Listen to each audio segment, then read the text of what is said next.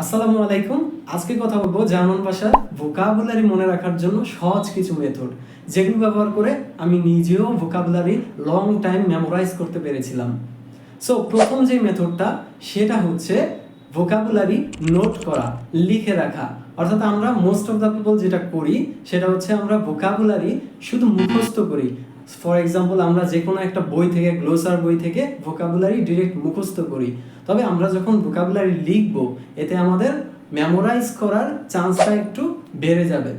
এবং সেই সাথে আমরা যেটা চেষ্টা করব সেটা হচ্ছে ভোকাবুলারির পাশে সেটার অর্থ হতে পারে সেটা বাংলায় কিংবা ইংরেজিতে, যেই ল্যাঙ্গুয়েজে আমরা কমফোর্টেবল মনে করি সেই ল্যাঙ্গুয়েজে আমরা সেটার মিনিংটা লিখে রাখবো। এবং অর্থের পাশাপাশি আমরা যেটা করতে পারি, রিয়েল লাইফ কিছু এক্সাম্পল সেখানে লিখে রাখতে পারি, যেটা আমাদের ভোকাব মনে রাখার জন্য খুবই সহায়ক হবে। সেকেন্ড যে মেথডটা নিয়ে কথা বলবো সেটা হচ্ছে শব্দগুলো কোন সিচুয়েশনে এক্স্যাক্টলি ব্যবহৃত হয় সেই সিচুয়েশনগুলো বের করা এবং লিখে রাখা। কারণ আমরা জানি জার্মান ভাষায় একটা ওয়ার্ডের বিভিন্ন ধরনের সিনোনিম হয়ে থাকে, এবং সবগুলো সিনোনিম কিংবা সবগুলো ওয়ার্ড কিন্তু বিভিন্ন ধরনের সিচুয়েশনে ব্যবহার হয়ে থাকে। সো আমরা যখন প্রত্যেকটা ওয়ার্ডের সিচুয়েশনগুলো জানবো, তখন আমাদের শব্দগুলো ব্যবহার করতে সুবিধা হবে এবং আমরা এক্স্যাক্ট সিচুয়েশনে হচ্ছে শব্দগুলো ব্যবহার করতে পারবো।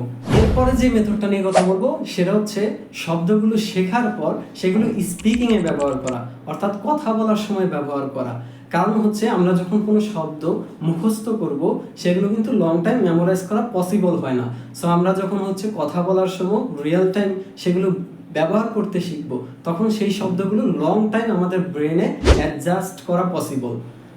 এবং আমরা সকলেই যে কাজটা করে থাকি, আমরা একসাথে অনেক শব্দ শিখে থাকি, এবং যখন আমরা একসাথে অনেক শব্দ শিখি তখন কিন্তু শব্দগুলো ভুলে যাওয়ার চান্সটাও অনেক বেশি থাকে, কারণ একসঙ্গে অনেক শব্দ মনে রাখা কিন্তু একটু টাফ। সেই জন্য আমরা চেষ্টা করব যেই শব্দগুলো আমরা আমাদের দৈনন্দিন জীবনে হচ্ছে রেগুলার ব্যবহার করতে পারি, সেই শব্দগুলো আমরা আগে শিখব এবং সেগুলো প্র্যাকটিস করব, তারপর আমরা অন্যান্য শব্দগুলো শিখব। আমরা যারা A1 A2 লেভেলে রয়েছি তারা অনেকেই একটু হাই লেভেল অর্থাৎ B1 B2 লেভেলেরও ওয়ার্ড শিখে থাকি।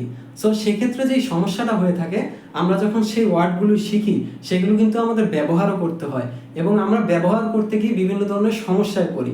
সো সেই ক্ষেত্রে আমাদের করণীয় হচ্ছে আগে আমরা সহজ ভোকাবুলারিগুলো আগে শেখা এবং সেগুলো আমাদের স্পিকিংয়ে হচ্ছে ব্যবহারে অভ্যস্ত হওয়া।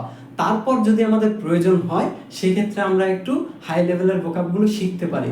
আমার মতো ভোকাব খাতায় লিখতে যারা অনেক বোরিং ফিল করেন, তাদের জন্য রয়েছে ডুওকার্স অ্যাপ্লিকেশন, যেটা আমাকে খুবই হেল্প করেছে।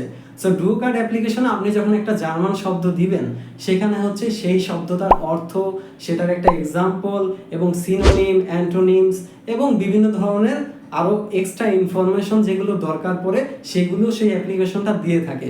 সো আপনারা চাইলে এই অ্যাপটাও ট্রাই করতে পারেন। সো দেখা হচ্ছে পরবর্তী ভিডিওতে। Till then take care and choose.